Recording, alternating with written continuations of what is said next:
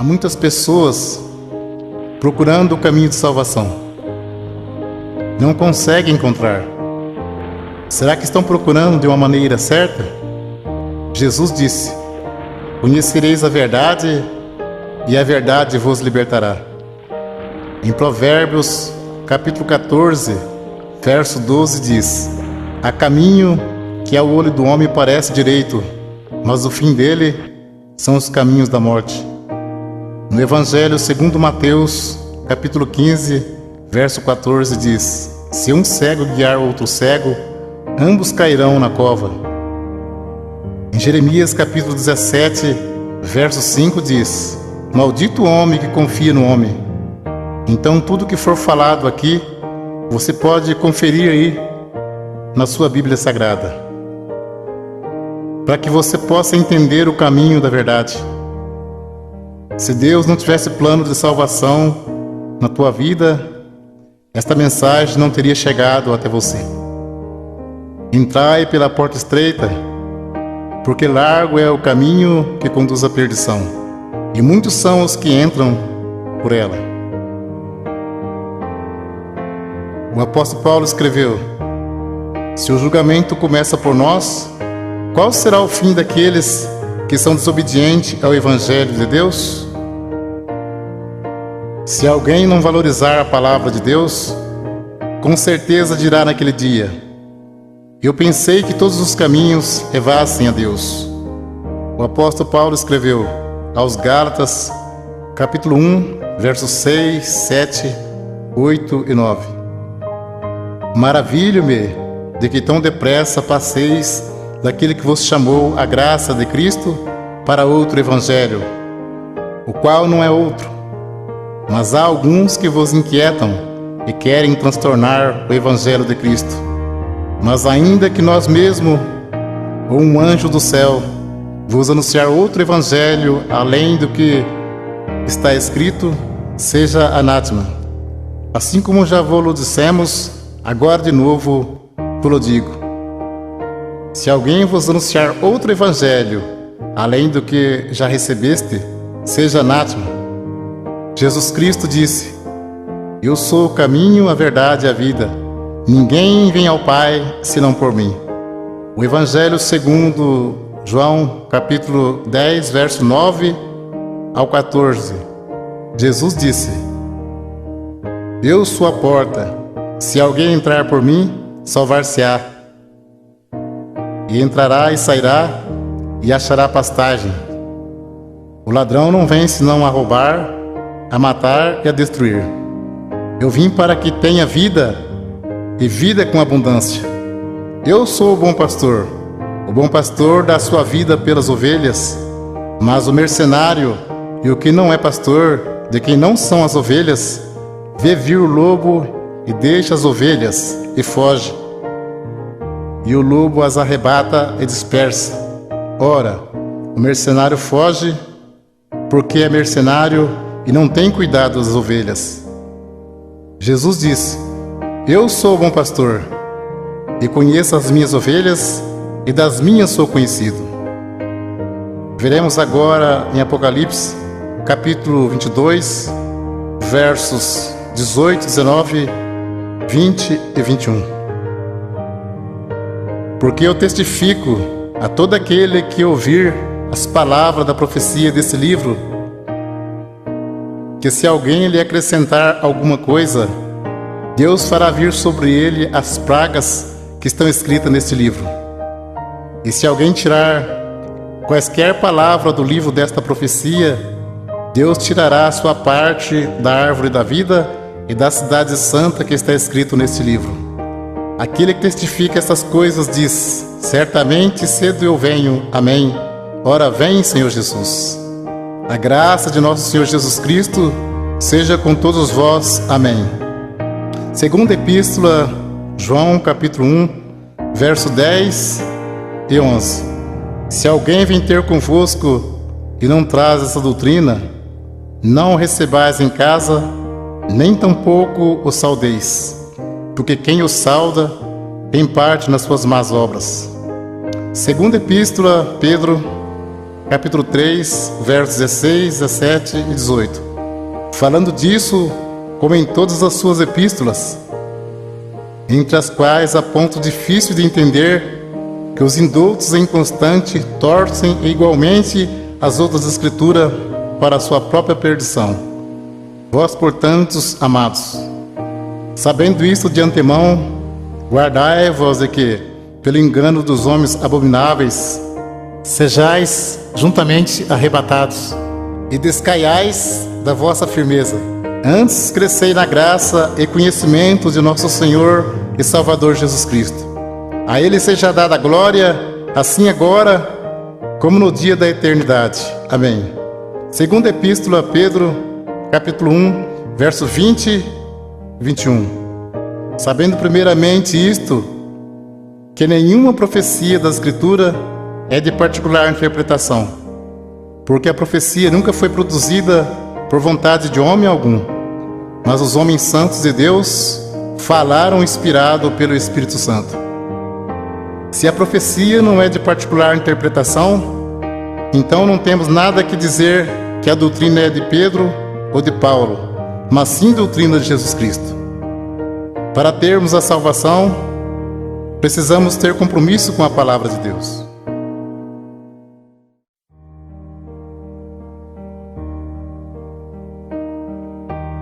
Vamos ver o batismo verdadeiro aos Efésios, capítulo 4, verso 4, 5, 6 e 7.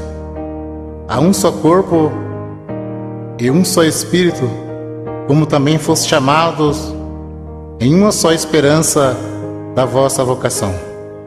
Um só Senhor, uma só fé, um só batismo, um só Deus e Pai de todos, o qual é sobre todos e para todos e em todos.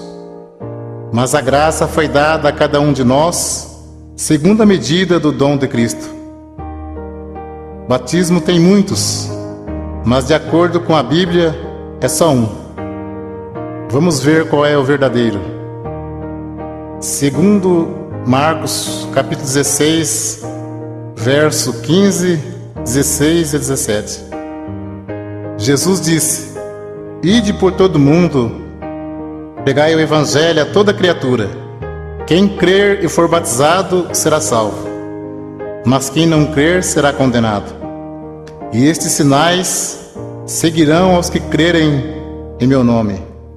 Expulsarão os demônios, falarão novas línguas, pegarão nas serpentes, e se beberem alguma coisa mortífera, não lhes fará dano algum. E porão as mãos sobre os enfermos e os curarão. Ora, o Senhor, depois de lhes ter falado, foi recebido no céu e assentou-se à direita de Deus. E eles, tendo partido, pregaram por todas as partes, cooperando com eles o Senhor e confirmando a palavra com sinais que se seguiram. Amém. Evangelho segundo João, capítulo 3, verso 3 ao 7. Jesus respondeu e disse-lhe: na verdade te digo, que aquele que não nascer de novo não pode ver o reino de Deus. Disse-lhe Nicodemos: como pode um homem nascer sendo velho? Porventura pode tornar a entrar no ventre de sua mãe e nascer? Jesus respondeu: na verdade te digo, que aquele que não nascer da água e do Espírito não pode entrar no reino de Deus. O que é nascido da carne é carne, e o que é nascido do Espírito é Espírito. Não te maravilhes de ter dito: necessário vos é nascer de novo. O novo nascimento e a regeneração só se recebe pela fé em Jesus Cristo, que pelo nosso pecado foi entregue e ressuscitou para nossa justificação. Vamos ler agora quais palavras faladas no batismo, de acordo com a palavra de Deus. Atos dos Apóstolos, capítulo 2, versos 37, 38 e 39. As primeiras conversões. E ouvindo eles isto, compungiram-se em seus corações E perguntaram a Pedro e aos demais apóstolos: que faremos, varões irmãos? E disse-lhe Pedro: arrependei-vos, e cada um de vós seja batizado em nome de Jesus Cristo para perdão dos pecados, e recebereis o dom do Espírito Santo. Aos Colossenses, capítulo 3, verso 17: e quando fizerdes por palavras ou por obras, fazei tudo em nome do Senhor Jesus, dando por ele graças a Deus Pai. Continua o assunto do batismo. Evangelho segundo Mateus, capítulo 28, versos 16, 17, 18, 19 e 20. E os 11 discípulos partiram para a Galiléia, para o monte que Jesus lhe tinha designado. E quando o viram, o adoraram, mas alguns duvidaram. Disse Jesus: portanto, ide, ensinai todas as nações, batizando-as em nome do Pai, do Filho e do Espírito Santo, ensinando a guardar todas as coisas que vos tenho mandado. E eis que estou convosco todos os dias, até a consumação dos séculos. Amém. Então, conforme vemos, as palavras faladas no batismo de imersão nas águas é: em nome de Jesus Cristo te batismo, e em nome do Pai, do Filho e do Espírito Santo. Como se sauda o povo de Deus quando se encontra ou se despede? Aos Colossenses, capítulo 3, verso 15: e a paz de Deus, para a qual também foste chamados em um corpo, domine em vossos corações e sede agradecidos.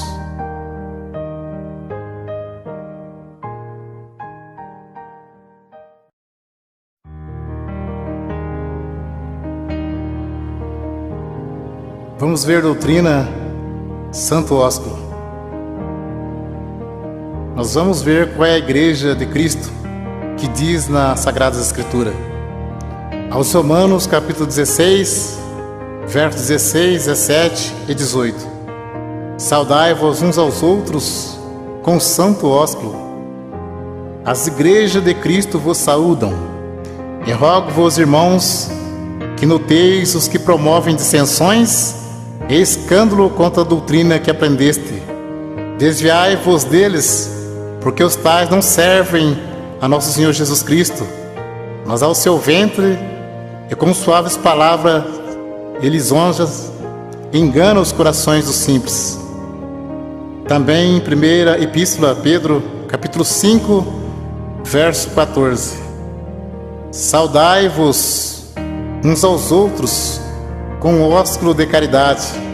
Paz seja com todos, vós que estáis em Cristo Jesus. Amém. Vamos ver agora a doutrina do véu. 1 aos Coríntios, capítulo 11: e louvo-vos, irmãos, porque em tudo vos lembrais de mim, e retende os preceitos como vou-lo entreguei. Mas quero que saibas que Cristo é a cabeça de todo varão, e o varão a cabeça da mulher, e Deus a cabeça de Cristo. Todo homem que ora ou profetiza, tendo a cabeça coberta, desonra sua própria cabeça, mas toda mulher que ora ou profetiza com a cabeça descoberta, desonra sua própria cabeça, porque é como se estivesse rapada. Portanto, se a mulher não se cobre com o véu, tosquie-se também. Mas se para a mulher é coisa indecente tosquear-se ou rapar-se, que põe o véu. O varão, pois, não deve cobrir a cabeça, porque é a imagem e glória de Deus, mas a mulher é a glória do varão. Porque o varão não provém da mulher, mas a mulher do varão. Porque também o varão não foi criado por causa da mulher, mas a mulher por causa do varão.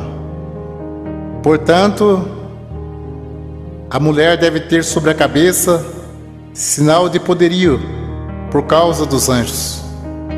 Todavia, nem o varão é sem a mulher, nem a mulher sem o varão no Senhor. Porque como a mulher provém do varão, assim também o varão provém da mulher. Mas tudo vem de Deus. Julgai entre vós mesmo. É decente que a mulher ore a Deus descoberta?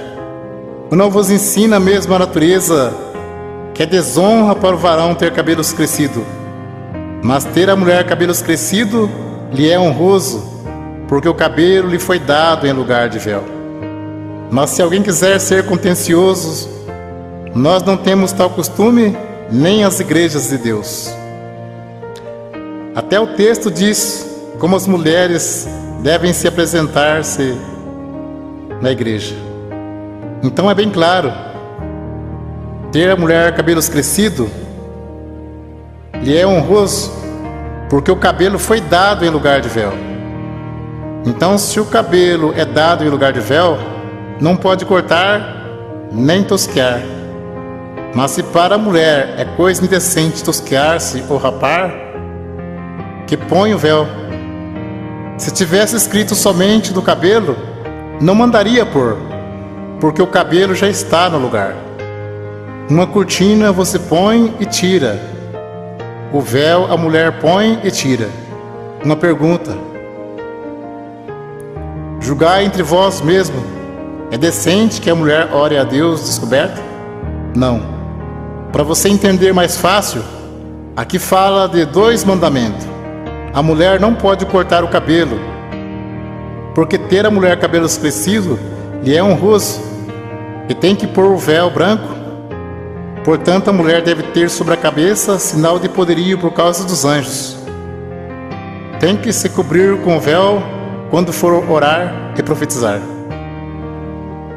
Vamos ler 1 Coríntios capítulo 14, verso 32 ao 37. Fala sobre a necessidade de ordem no culto, porque os espíritos dos profetas estão sujeitos aos profetas, porque Deus não é Deus de confusão, senão de paz. Como em todas as igrejas dos santos, as mulheres estejam caladas nas igrejas, porque lhes não é permitido falar, mas estejam sujeitas como ordena a lei. E se querem aprender alguma coisa, interroguem em casa seus próprios maridos, porque é indecente que as mulheres falem na igreja. Porventura saiu dentre vós a palavra de Deus? Ou veio ela somente para vós? Se alguém cuida ser profeta ou espiritual, reconheça que as coisas que vos escrevo são mandamento do Senhor. Um esclarecimento para você saber como é a Santa Ceia. Jesus celebrou a última Páscoa, que era uma vez ao ano, e celebrou a primeira Santa Ceia, que se segue uma vez ao ano. A Santa Ceia é a lembrança do sacrifício e da morte de Jesus Cristo por nós, até que Ele venha nos buscar. Ceia todo domingo ou todo mês não se encontra nas Sagradas Escrituras. Ceia todo mês é maneira de prender a pessoa firme no pagamento do dízimos.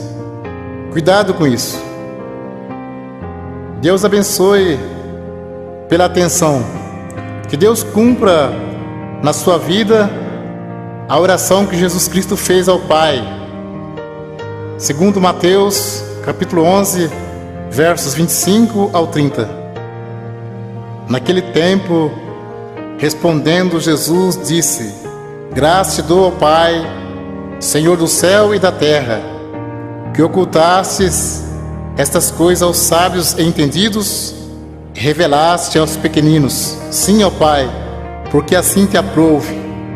Todas as coisas me foram entregues por meu Pai, e ninguém conhece o Filho senão o Pai, e ninguém conhece o Pai senão o Filho, e aquele a quem o Filho quiser revelar. Vinde a mim, todos que estáis cansados e oprimidos, eu vos aliviarei. Tomai sobre vós o meu jugo e aprendei de mim, que sou manso e humilde de coração, e encontrarei descanso para as vossas almas, porque o meu jugo é suave e o meu fardo é leve.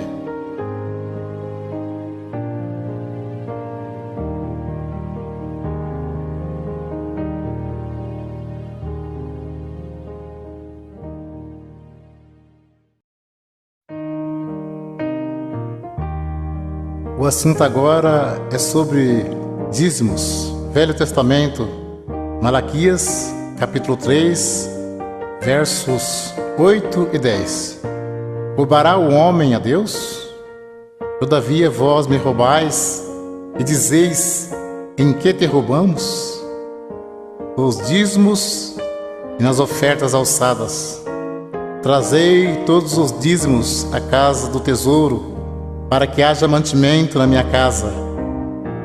E depois fazer prova de mim, diz o Senhor dos Exércitos, se eu não vos abrir as janelas do céu e não derramar sobre vós uma benção tal, que dela vos advenha a maior abastança. Alguém levava um animal perfeito e o sacerdote negociava o animal perfeito e sacrificava um animal imperfeito no lugar. Nisso que eles estavam roubando a Deus. Digo sempre, Deus não usa dinheiro. Coleta é para o próprio bem do povo de Deus. Se Deus não abrisse as janelas do céu e não mandasse chuva, a terra não produzia alimento. As tribos de Israel receberam herança, menos a tribo sacerdotal, que era a tribo dos levitas. Eles não receberam herança, então eles recebiam parte do dízimos para se manter. Por isso que dizia, trazer os dízimos para que haja mantimento na casa do tesouro. Não se tratava de dinheiro, mas de mantimento. Não há mais casa do tesouro. Jesus disse, minha casa é chamada por todas as nações casa de oração. Evangelho segundo Mateus, capítulo 10, versos 5 ao 10. Jesus enviou esses 12, ele ordenou dizendo, não ireis pelo caminho das gentes, nem entreis em cidade de samaritanos, mas ide diante as ovelhas perdidas da casa de Israel. E indo pregai, dizendo, é chegado o reino dos céus. Curai os enfermos, limpai os leprosos, ressuscitai os mortos, expulsai os demônios. De graça recebestes, de graça dai. Não possuai ouro, nem prata, nem cobre em vossos cintos, porque digno é o operário do seu salário. Nem alforje para o caminho, nem duas túnicas, nem alparcas, nem bordão, porque digno é o operário do seu alimento. Podemos cumprir com alegria a missão de anunciar o Evangelho da graça. Jesus já pagou a nossa salvação com o precioso sangue que ele derramou no duro madeiro da cruz. Enviando o apóstolo disse, de graça recebeste, de graça dai. Não precisa explorar ninguém. A parte material, Deus tudo provê na nossa vida. Jesus Cristo, sendo Filho de Deus, não poderia vir desfazendo a lei de Deus. Tanto é que ele foi circuncidado ao 8º dia, segundo o uso da lei. Foi levado ao templo para ser consagrado, segundo o uso da lei. E cumpriu celebrando a última Páscoa. Então ele cumpriu a lei e trouxe a graça. A lei e os profetas duraram até João. A graça e a verdade vieram por Jesus Cristo. Hebreus capítulo 7, verso 9, 18 e 19. E para assim dizer, por meio de Abraão até Levi, que recebe dízimos, pagou dízimos, porque o precedente mandamento é abrogado por causa da sua fraqueza e inutilidade.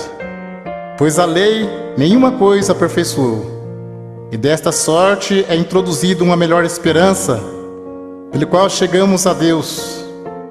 Hebreus capítulo 7, versos 12, 13 e 14. Porque mudando-se o sacerdócio, necessariamente se faz também mudança da lei. Porque aquele de quem essas coisas se dizem pertence a outra tribo, da qual ninguém serviu ao altar, visto ser manifesto que nosso Senhor procedeu de Judá, e concernente a esta tribo, nunca Moisés falou de sacerdócio, porque dele assim se testifica: tu és sacerdote eterno, segundo a ordem de Melquisedeque. Jesus procedeu da tribo de Judá, e não da tribo de Levi, que era a tribo dos sacerdotes. Então, se muitos espertalhões pregam que tem que pagar dízimo hoje, por que eles não se preocupam em cumprir mais algum mandamento da lei? Porque o assunto deles é só dinheiro. Procura enganar, sendo que dízimos era para que houvesse mantimento na casa do tesouro. Muitos querem tirar proveito para ganhar dinheiro, dizendo: digno é o obreiro do seu salário. Mas isto é mesmo que dizer: digno é o obreiro do seu alimento. O apóstolo Paulo disse em Atos capítulo 20, versos 33 ao 36: de ninguém cobicei a prata, nem o ouro, nem o vestido. Vós mesmos sabeis que para o que me era necessário a mim e aos que estão comigo, essas mãos me serviram. Tenho-vos mostrado em tudo que, trabalhando assim, é necessário auxiliar os enfermos e recordar as palavras do Senhor Jesus, que disse: mais bem-aventurado coisa é dar do que receber. E havendo dito isto, pôs-se de joelhos e orou com todos eles. Mas o assunto viver do Evangelho era alimento, e não receber dízimos. Para você entender mais fácil, os apóstolos poderiam viajar em missão e ficar na casa de alguém não crente e ali se alimentar por alguns dias. E como Deus estava chamando também pessoas pobres, em vez dos apóstolos pedir dinheiro aos novos convertidos, eles os ajudavam. Vamos ler aos Romanos capítulo 15, versos 26 e 27. Porque pareceu bem a Macedônia e a Caia fazerem uma coleta para os pobres dentre os santos que estão em Jerusalém. Isso lhe pareceu bem, como devedores que são para com eles, porque se os gentios foram participantes dos bens espirituais, devem também ministrar os temporais. Confira esse assunto com atenção. Paulo disse em 1 Coríntios, capítulo 9, verso 12 ao 14 e 15 ao 18. Se outros participam deste poder sobre vós, por que não mais justamente nós? Mas nós não usamos desse direito, antes suportamos tudo para não pormos impedimento algum ao Evangelho de Cristo. Não sabeis vós que os que administram o que é sagrado comem do que é do templo, e que os que de contínuo estão junto ao altar participam do altar? Assim ordenou também o Senhor aos que anunciam o Evangelho que vivam do Evangelho. Mas eu de nenhuma destas coisas usei, e não escrevi isso para que assim se faça comigo, porque melhor me fora morrer do que alguém fazer vã esta minha glória. Porque se anuncio o Evangelho, não tenho do que me gloriar, pois me é imposta esta obrigação. E ai de mim se não anunciar o Evangelho. E por isso, se eu faço de boa mente, terei prêmio. Mas se de má vontade, apenas uma dispensação me é confiada. Logo, que prêmio tenho que, evangelizando, proponha de graça o Evangelho de Jesus Cristo, para não abusar do meu poder no Evangelho.